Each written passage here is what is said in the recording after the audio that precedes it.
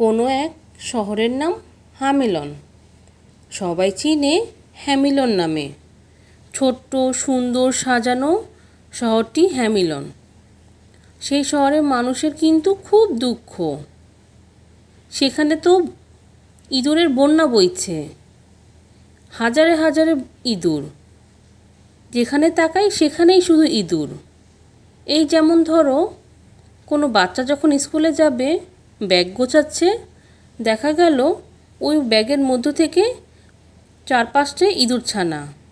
আবার ধরো, স্কুলের খেলার মাঠে শিশুরা খেলছে, তখন ইঁদুর পা খামচি দিয়ে ধরছে।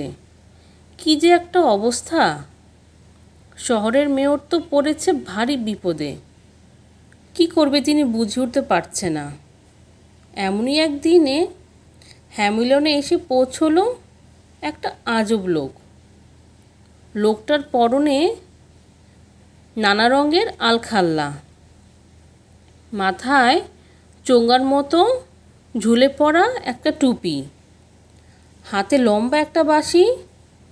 কি যে সুন্দর করে বাঁশি বাজায় লোকটা।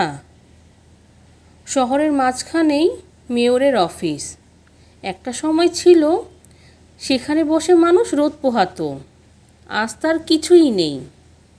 লোকজন ঘরে কোনোভাবে দিন কাটাচ্ছে। অফিসে আদালতে কাগজপত্র কেটে কুটে একাকার করে ফেলছে ইঁদুর আর ইঁদুরের ছানারা। কি করা যায়, এই চিন্তায় সব লোকেরা মিলে সভা তৈরি করলো।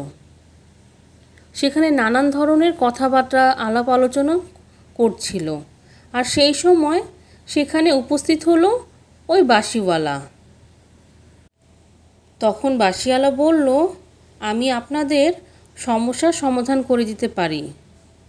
আমি হচ্ছে ইঁদুর শিকারী। আমি এই শহর থেকে তাড়িয়ে দিব সব ইঁদুর। মেয়র তখন ভ্রু কুঁচকে বলল, বিনিময়ে তাহলে তুমি কি চাও?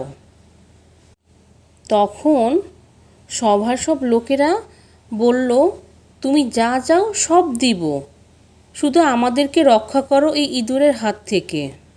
লোকটা একটু হেসে দিল। তারপর সে বাইরে বেরিয়ে গেল। নিজের রঙিন আলখাল্লার ভিতর থেকে একটি বাঁশি বের করলো। তারপর সেই বাঁশি বাজাতে বাজাতে ঘুরে বেড়ালো হ্যামিলনের পথে। সেই বাঁশির জাদুর সুরে হাজারে হাজারে ইঁদুর দল ছুটে বেরিয়ে এলো। লোকটির পিছন পিছন ছুটতে লাগলো। নর্দমা থেকে, অন্ধকার গলি থেকে, রান্নাঘরের পেছন থেকে দলে দলে বেরিয়ে আসছে ইঁদুর আর ইঁদুর। মধুর সুরে পাগল হয়ে গেল যেন সব ইঁদুরের দল। ওই শহরের পাশ দিয়ে বয়ে যাচ্ছিল এক নদী।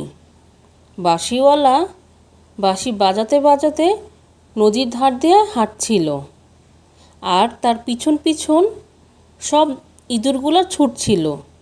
বাঁশিওয়ালা একটা সময়ে নদীর মাঝখানে এসে দাঁড়ালো, আর পিছনে তো ইঁদুরগুলা, সাথে সাথে ইঁদুরগুলা পানিতেও নেমে হাঁটা শুরু করলো।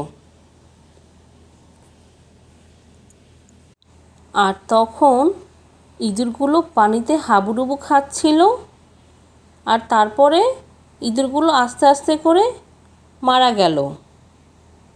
হ্যামিলনের বাঁশিওয়ালা এভাবেই ইঁদুরের কবল থেকে দেশবাসীকে রক্ষা করলো। কিন্তু তারপর কি হলো?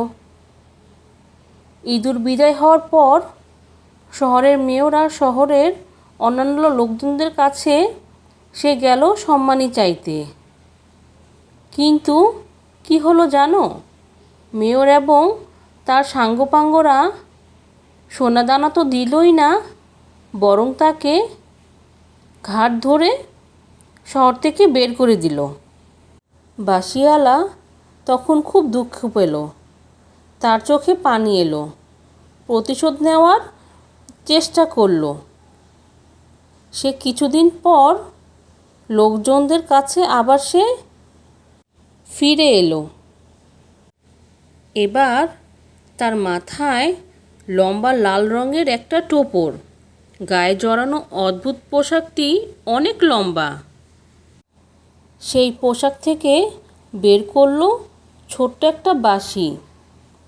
সেই বাঁশিটি বাজাতে লাগলো, কিন্তু এবার বাঁশির সুর একেবারেই ভিন্ন। সেই সুরে এবার ইঁদুর বেরিয়ে এলো না, বেরিয়ে এলো শহরের সমস্ত ছোট ছোট শিশু। মধুর সুরের বাঁশিওয়ালার পেছন পেছন ছুটতে লাগলো সব শিশুরা।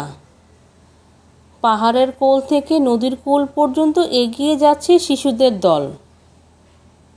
সেই দলেও আছে মেয়রের আদরের একটা মাত্র কন্যা। তারপর বাঁশিওয়ালা শিশুদের নিয়ে কোথায় যেন হারিয়ে গেল। এই পাহাড়, ওই নদী, পাশের শহর, সব জায়গায় খোঁজাখুঁজি করেও কোথাও শিশুদের আর পেল না। পাওয়া গেল কেবলমাত্র 2টা শিশু। মিছিলের সঙ্গে তাল মিলাতে পারেনি দেখে তারা আর তাদের সাথে যেতে পারল না। তাদের মধ্যে একজন ছিল অন্ধ, আরেকজন ছিল বোবা। এরা কেউই কোনো কিছু বলতে পারল না।